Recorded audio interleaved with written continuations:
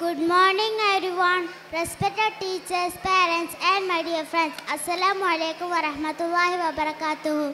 Today I want to talk about a great person, Prophet Muhammad sallallahu alaihi wasallam.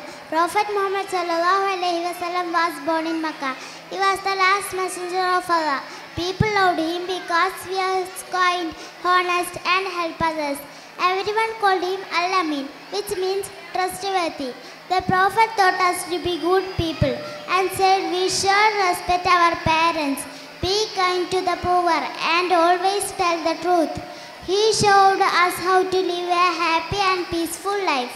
Even when things were difficult, Prophet Muhammad sallallahu alaihi wasallam stayed strong and trusted Allah.